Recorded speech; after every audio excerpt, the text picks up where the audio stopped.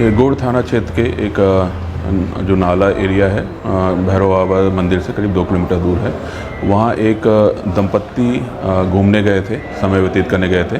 वहाँ पे पहले से एक ग्रुप 5-6 लोगों का मौजूद था जो कि वहाँ पार्टी कर रहा था और कुछ समय बाद वो उस दंपत्ति के पास आया और जो व्यक्ति लड़का था उसके साथ मारपीट करके उसको अलग ले गया और जो लड़की थी महिला थी पीड़िता उसके साथ फिर उन लोग ने गलत काम किया।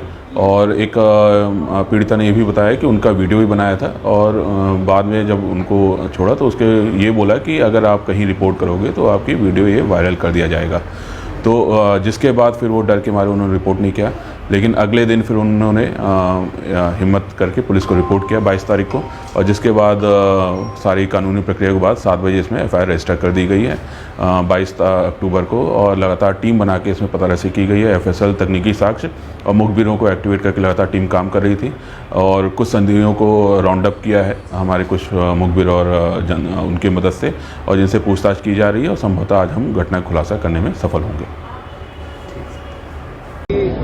रीवा में कितनी भयावता है, 18-20 बेटियों का रोज रेप होता है मध्य प्रदेश में।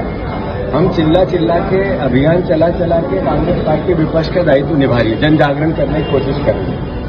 कल इन्वेस्टर मीट थी रीवा में, इसलिए बेटी का पति को पेड़ से बांधकर उसके पति के सामने बलात्कार किया। 2 दिन तक पब्लिक डोमेन में नहीं आई बात, और फिर आई तो भयावता ऐसी है, यानी ये जंगल राज में तो क्या है, और गृह विभाग बचा ही नहीं, कोलैप्स हो गया। यहाँ अपराध सबसे ज्यादा, नशा सबसे ज्यादा, चोरी डकैती सबसे ज्यादा, फ्रॉड सबसे ज्यादा, बेटियों के साथ बलात्कार सबसे ज्यादा, उनका अपहरण सबसे ज्यादा। यही तो काम होता है गृह विभाग के। अगर ये सब खराब हो गए, यानी कोलैप्स है, तो उनको अब गृह विभाग की जगह जंगल राज विभाग बनाना चाहिए। रीवा जिले के भैरव बाबा क्षेत्र में एक दंपति जो नवविवाहित हैं और शायद कॉलेज के स्टूडेंट हैं, वो भैरव बाबा क्षेत्र में घूमने गए थे। वहां पर 5 आतताइयों ने पति को पेड़ से बांधकर और उसके सामने ही उस बिटिया के साथ सामूहिक बलात्कार किया है। उसके बाद वो सोमवार को गली गली, थाना थाना, कार्यालयों में घूमती रही कि शायद मदद मिल जाए।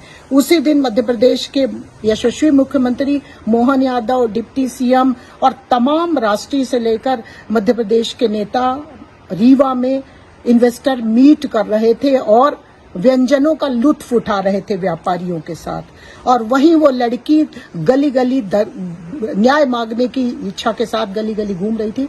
लेकिन यहाँ की सरकार और जिला प्रशासन पूरी ताकत के साथ यह बात किसी को पता न चले इस पर फोकस कर रहा था और इसको रोकने की कोशिश कर रहा था। मैं रीवा जिले को किसी भी कीमत पर बिहार नहीं बनने दूंगी, और हम लोग उस बिटिया को जब तक न्याय न मिले पूरी ताकत के साथ लड़ाई लड़ेंगे।